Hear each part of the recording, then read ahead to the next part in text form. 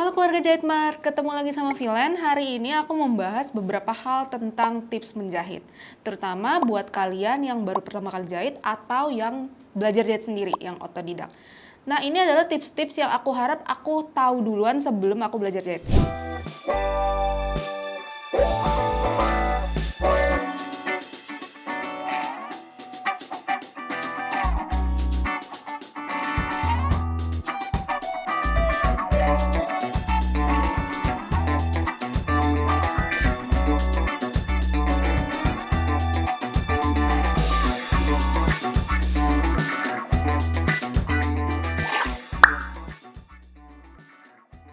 Yang pertama adalah tentang pengaturan benang atas ini nih.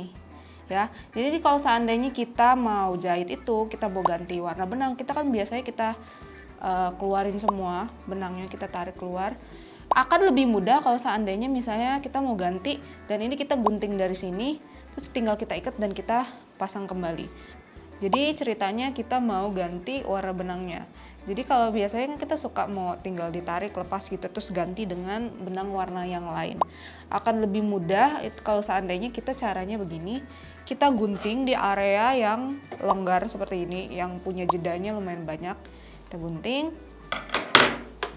bagian sini kita lepas, kita ganti benangnya ke warna yang lain.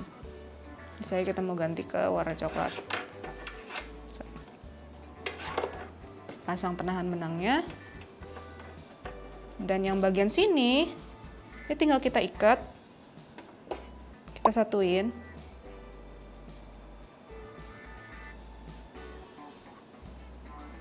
Oke, ini kita tarik ke bawah, jadi otomatis dia udah ngikutin pola kita yang muter-muter itu loh. Nah, ini menghemat waktu kita juga. Jadi benangnya sudah ganti warna, nggak perlu lepas benangnya semua, talinya kita lepas semua, nggak perlu. Tips yang kedua adalah pengaturan tuas besinya yang ini. Nah, pengaturan tuas besinya ini terkadang tuh kalau kita jahitannya longgar atau ada permasalahan kusut atau bagaimana, yang pertama kali kita cek pasti bagian bobinnya. Yang disalahin bobinnya dulu. Padahal terkadang yang bagian-bagian sini, misalnya kita baru tadi kayak aku bilang dilepas, terus habis itu kita ganti ke warna benang yang lain, terkadang ininya tuh nggak gitu, nggak benar-benar masuk ke arah si tuas besi yang bergoyang ini nih. Ya, jadi yang bagian sini itu kan ada kayak tuas nih kayak gini, ada lubangnya. Terkadang ini tuh nggak nyangkut ke dalam sini dan membuat jahitannya tuh jadi kusut, jadi hasilnya nggak bagus gitu ya. Dan ini lumayan krusial, jadi bobin udah bener, udah bener, tuh settingan udah bener, terus tapi kenapa jahitannya masih nggak bagus. Nah, terkadang orang lupa yang bagian sini udah masuk ke tuas atau belum. Oke, lalu tips yang ketiga. Tips yang ketiga adalah untuk bagian benang ini. Jadi kalau seandainya kita punya mau menjahit, biasakan si benangnya ini ada di arah belakang seperti ini. Jadi kalau kita mau mulai jahit, ini kedepanin dulu ke arah sana ya. Baru kita bisa mulai menjahit. Oke. Tips selanjutnya adalah kalau seandainya kita mau mulai menjahit. Jadi seandainya kita mau jahit lurus, terkadang kita suka begitu jahit kok hasilnya nggak sesuai dengan yang kita mau, jadi nggak benar-benar lurus gitu. Tipsnya adalah kalau kita misalnya mau menjahit, kita seringkali yang diperhatiin adalah si loncatan si benangnya ini ya. Jadi kalau seandainya kita injak kayak gitu, yang kamu perhatiin lebih baik bukan si jarumnya, tapi adalah jarak kain dengan si plat ya, dengan si garis yang ada di plat geriginya ini. Karena sebenarnya ini adalah jarak pandunya nih. Jadi misalnya kita mau taruh kainnya itu tetap di garis yang sebelah sini. Ya udah, yang kita perhatiin adalah pinggir kainnya. Jadi nggak perlu perhatiin si jarumnya. Jadi itu pasti hasilnya lebih bagus dan lebih lurus.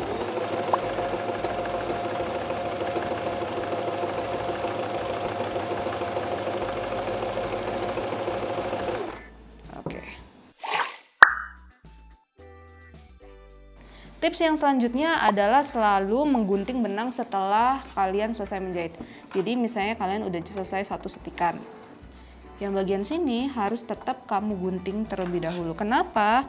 Karena biasanya kalau kita nggak gunting lebih dulu, itu rawan buat kita kalau seandainya mulai jahit yang baru, dan benang yang sisanya itu ikut ketarik sama benang bawahnya. Jadi itu serat kainnya jadi ketarik. Nah itu bisa membuat jahitan kita kacau gitu ya. Jadi itu lumayan penting juga.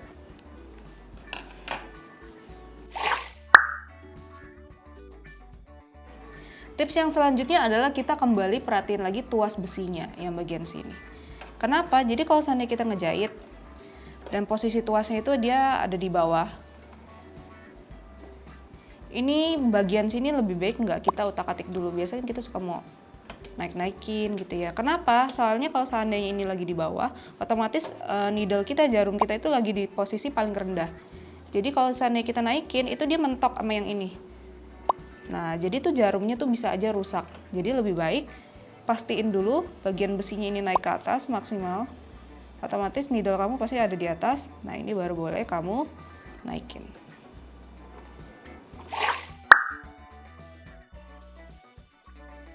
Tips yang selanjutnya adalah pada bagian bobin. Yuk kita buka dulu bagian bobinnya.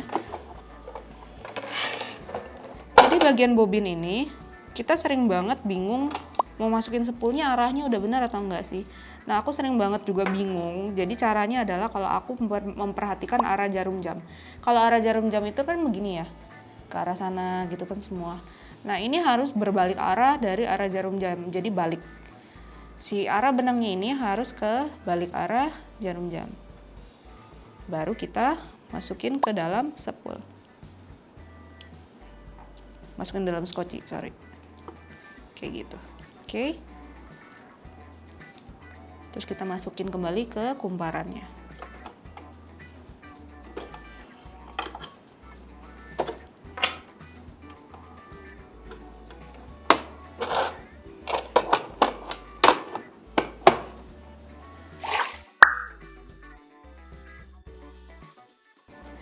Tips yang selanjutnya adalah buat kalian untuk yang biasa jahit ini mengganti jarum lebih sering dibandingkan sebelumnya. Kenapa?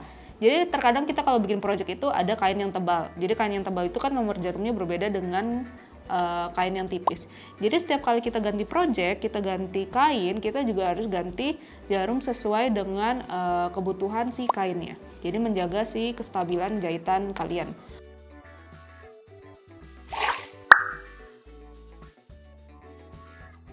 Tips yang selanjutnya adalah hindari memutar roda ke arah depan. Maksudnya roda yang bagian sebelah sini nih. Kan kita suka putar-putar nih ya. Karena mesin jahit manapun itu didesain untuk putarannya itu ke arah kita, bukan ke arah depan.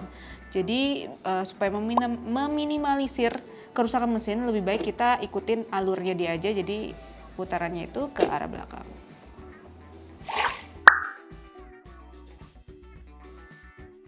Yang terakhir adalah tips untuk memilih mesin jahit yang sesuai. Nah ini sering banget jadi pertanyaan, Kak kita harus beli mesin jahit yang seperti apa sih? Bandingin mesin jahit sama mesin jahit ini bagusan mana sih Kak? Spesifikasinya lebih oke yang mana sih Kak? Kalau menurut aku sebenarnya lebih baik kalian cari mesin jahit yang basic tapi lengkap. Jadi sebenarnya kalau kita menjahit itu kita kan paling yang kita pakai jahitan apa sih?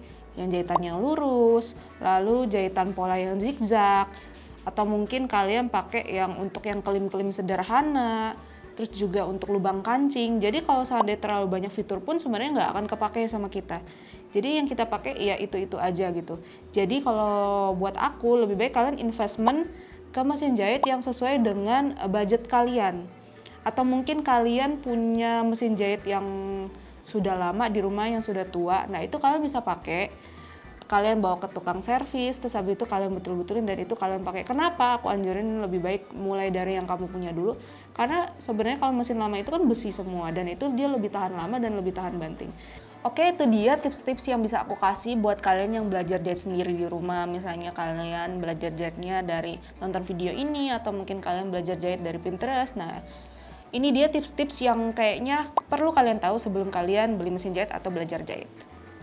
Nah, terima kasih banyak sudah menonton video kali ini dari awal sampai akhir. Jangan lupa dukung terus aktivitasnya Jahit Mart, bisa melalui IG, TikTok, dan subscribe channel ini. komen di bawah, klik tombol notifikasi biar kalian nggak ketinggalan video-video selanjutnya. Terus kalau kalian mau beli peralatan jahit, ingat terus Jahit Mart selalu ada, terlengkap, termurah, terpercaya. Bye-bye!